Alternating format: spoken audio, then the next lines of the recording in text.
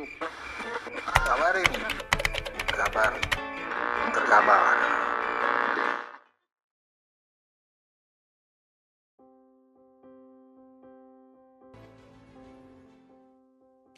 Bismillahirrahmanirrahim. Bismillahirrahmanirrahim. Assalamualaikum warahmatullahi wabarakatuh. Alhamdulillah.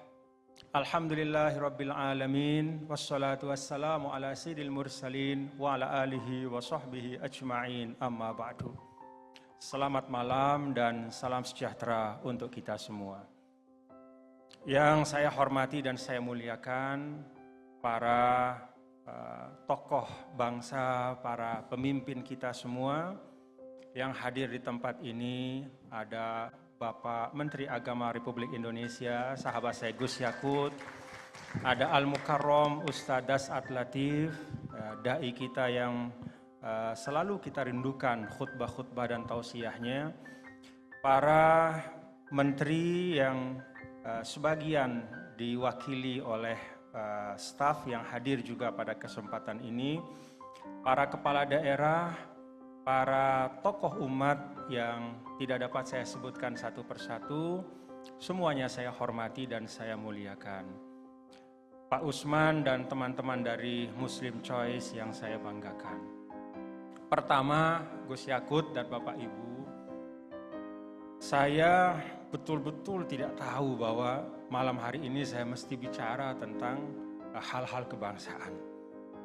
Jadi saya dihubungi untuk hadir pada malam hari ini, dan yang membuat saya memutuskan untuk hadir adalah ketika melihat lampiran dari para tokoh yang akan diapresiasi pada malam hari ini. Orang-orang yang memang pantas kita apresiasi bersama, dan insya Allah prestasi-prestasi beliau semua yang akan diapresiasi dalam kategori yang sangat beragam, itu insya Allah menjadi cerita-cerita baik untuk kita semua bangsa Indonesia. Maka dalam kesempatan ini Bapak Ibu, saya ingin menyampaikan dua hal saja. Yang pertama, tradisi untuk mengapresiasi orang lain adalah tradisi yang sangat Islami. Dalam perjalanan Rasulullah Shallallahu Alaihi Wasallam, ketika beliau berdakwah di Makkah maupun di Madinah, hari-hari Nabi itu adalah mengapresiasi orang lain. Maka kalau kita lihat karakter dakwah Rasul, walaupun Nabi Shallallahu Alaihi Wasallam, kalau dalam bahasa ringkasnya, tangan kanannya itu ada Al-Quran, kemudian di tangan kirinya atau sebelah kirinya itu ada malaikat Jibril, dalam arti selalu ada bantuan dari langit untuk beliau. Tapi semua ahli sejarah mengatakan bahwa peran dari 124.000 sahabat itu sangat signifikan. Jadi peradaban Islam lahir bukan dari semata kehebatan seorang Rasul Shallallahu Alaihi Wasallam dengan semua kesempurnaannya dalam konteks manusiawi, tetapi juga karena ada 124.000 sahabat. Pertanyaannya, bagaimana Rasul bisa mengkonsolidasikan 124.000 sahabat dengan beragam latar belakang, baik dari sukunya, warna kulitnya, bahkan juga pandangan-pandangan mereka terhadap dunia. Yang dari Arab dan non-Arab, kita tahu ada dari Persia, dari Romawi, dari Ethiopia, Habasyah zaman dulu, tapi semua bisa dikonsolidasikan oleh Rasul Shallallahu Alaihi Wasallam. Kata para ulama, kuncinya satu. Nabi Shallallahu Alaihi Wasallam mampu dan konsisten untuk terus mengapresiasi semua elemen yang ada di Madinah. Maka kalau Bapak Ibu berkesempatan menelaah sirah Nabi, membaca hadis Rasul yang dihimpun oleh para ulama dalam sekian banyak buku, tidak pernah di dalam catatan sejarah Rasul Shallallahu Alaihi Wasallam sebagai pemimpin itu menyebut nama seorang sahabatnya secara eksplisit di depan umum dalam konteks yang negatif.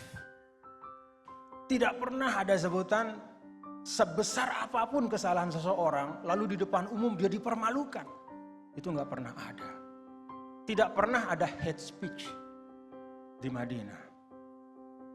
Rasul Shallallahu Alaihi Wasallam paling banter. Ya.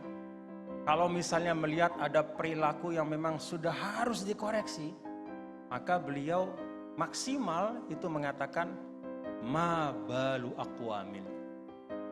Kalau bahasa kita, aduh gimana sih ini sebagian kita kok diajak ke masjid nggak pernah mau ke masjid gitu.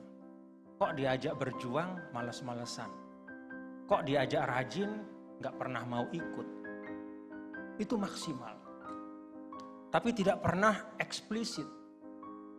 Apalagi di depan publik. Bahkan di forum-forum terbatas pun Nabi menghindari untuk menyebut nama. Maka tidak ada yang merasa ditinggalkan. Tidak ada yang merasa dimarginalkan. Semua merasa dihargai. Maka terbangunlah semangat untuk membangun Madinah.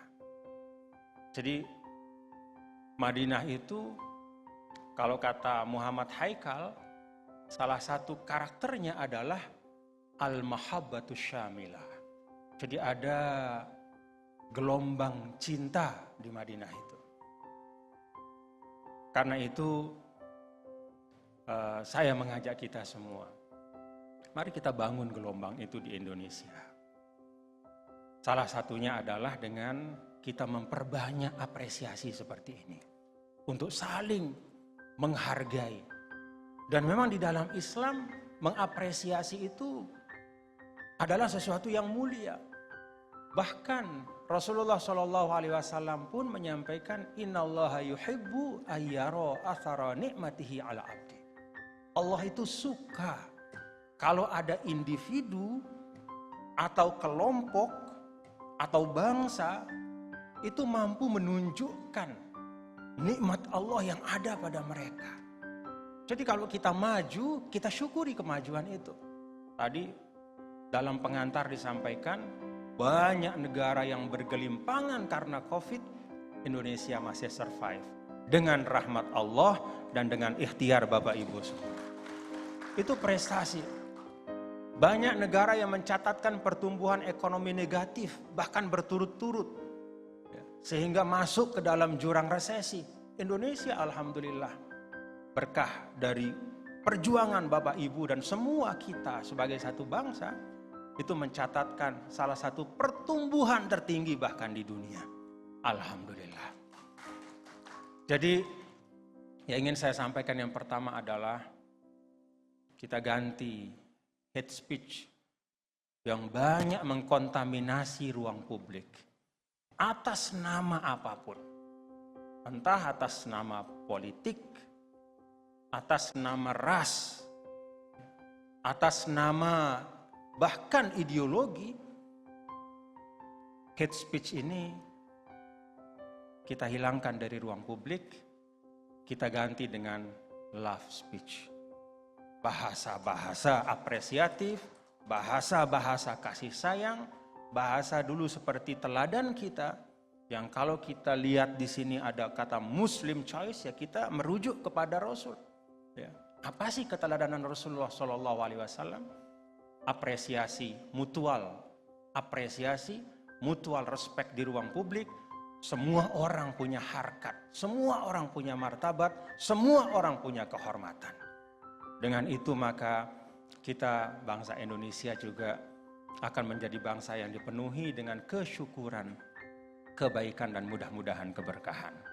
Catatan tentang ini ya, saya ingat ada satu buku ditulis oleh Francis Fukuyama, judulnya The Identity, Identitas. Inti dari buku itu adalah bahwa ada yang lebih berharga dari sekedar motif ekonomi, dari sekedar motif mendapatkan jabatan, dari sekedar mendapatkan status sosial.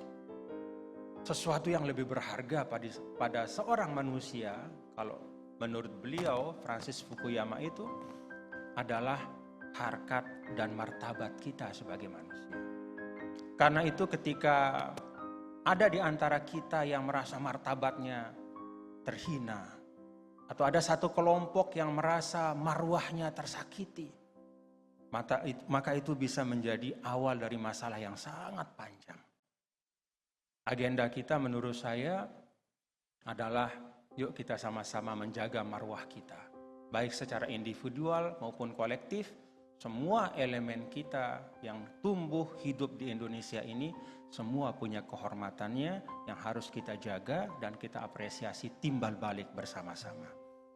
Yang kedua dan yang terakhir yang ingin saya sampaikan, Bapak Ibu Saudara sekalian, kalau melihat ya, saya membaca undangan kategori dari apresiasi pada malam hari ini, award yang diberikan. Ada kategori dari para pemimpin, ya, ada para menteri yang dianggap outstanding. Ada pencapaian di tengah krisis, tapi tetap bisa menunjukkan kinerja yang melebihi daripada yang wajar. Ya. Ada prestasi.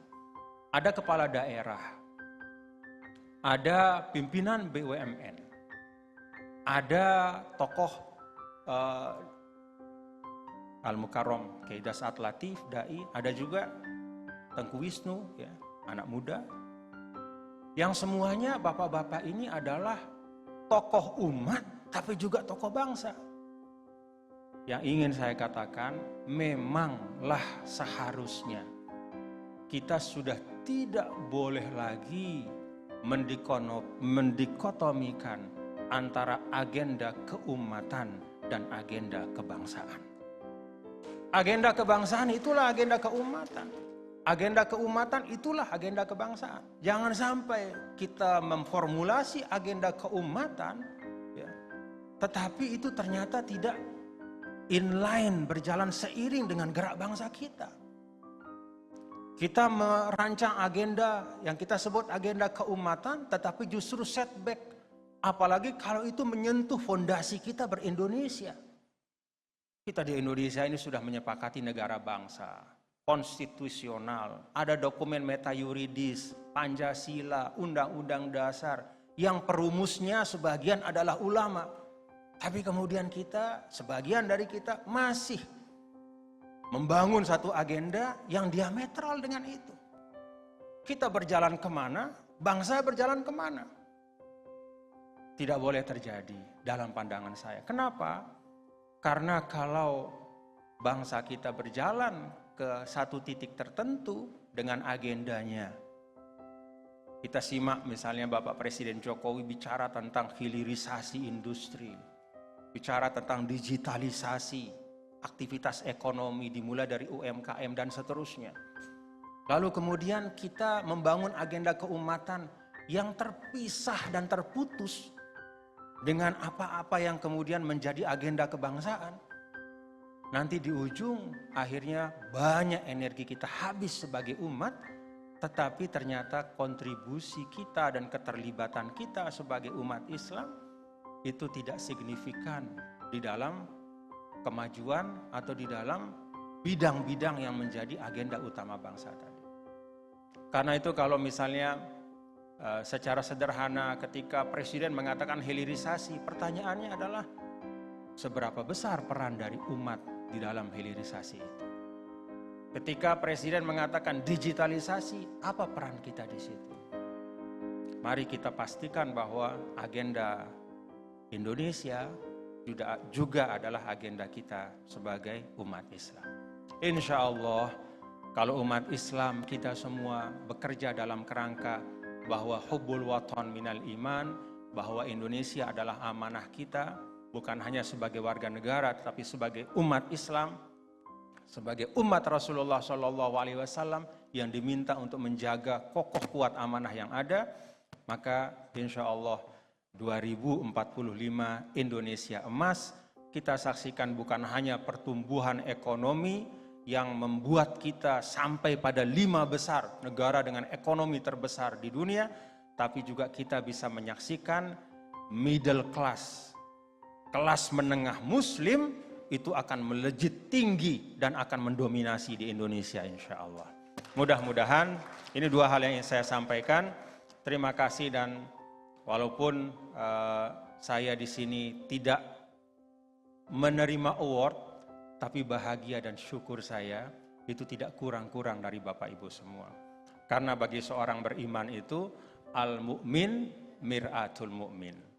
Muslim yang lain adalah cermin bagi dia. Prestasi Anda adalah prestasi saya dan prestasi kita semua. Terima kasih. Assalamualaikum warahmatullahi wabarakatuh.